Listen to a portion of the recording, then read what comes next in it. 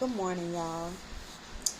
I just can't help for all of this stuff that's going on with these natural disasters, with the floods and stuff. I just can't help, it just weighs on me. But I just wonder, how many of us, how many people who are just going about living their lives, and don't get me wrong, you're not supposed to be afraid. You're not supposed to be scared. God don't want us to be that way. God want us to continue to live our lives. But I just wonder, am I the only one?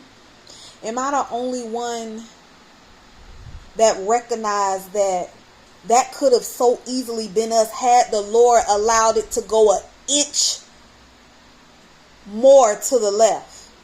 It could have so easily been us stranded on top of a house somewhere. No food, no clean water, no clothes, no home to go back to. It could have so easily been us. But I just wonder, are people thinking about that? Are people really concerned about these people to the point where they're willing to take some time out of their day to pray for these people? To seriously, wholeheartedly pray for these people and their safety. Am I the only one? I can't be the only one. I just sat here and was just letting God know, we are so undeserving of your grace and your mercy. We are so undeserving of it.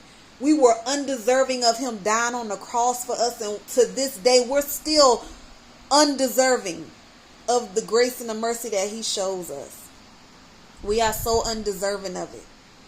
I thank God. I thank God for saving me from a flood. I thank God for saving me from my roof being blown off. I thank God for saving me from not having nowhere to go. I thank God for that.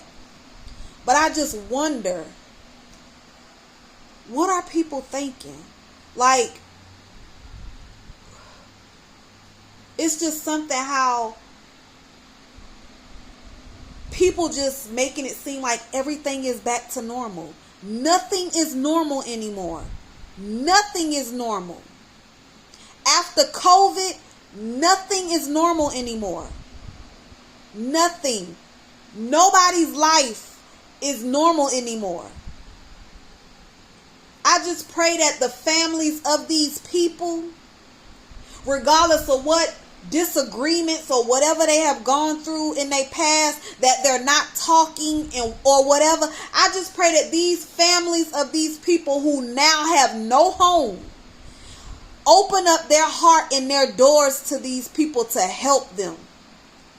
Because right now, the word family needs to be put to work. It needs to be put to work. Your family needs to be able to depend on you to be there for them at a time like this. I just wonder how many people are willing to open their doors for their family, to be there for them. Because had it been you or me, we would want somebody to open up the doors for us.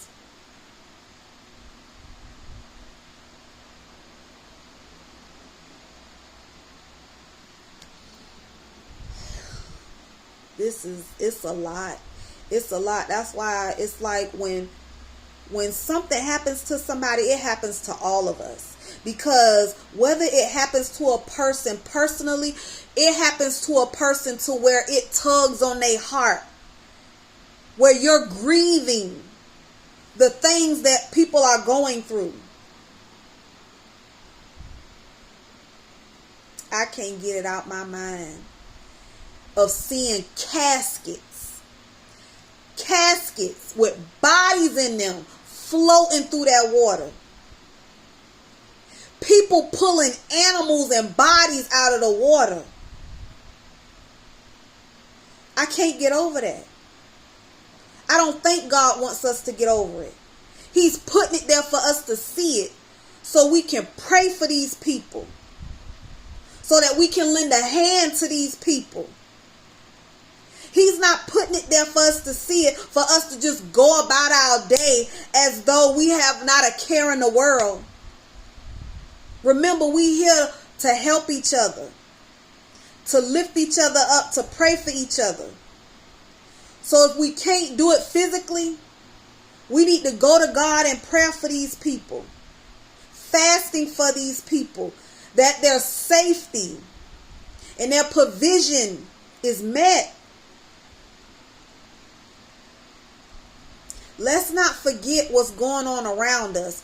What could have so easily been us. Let's not forget that. Let's not forget it. It's not to be taken lightly. And we should not be taking God's mercy and his grace for granted. Because it could have so easily been us.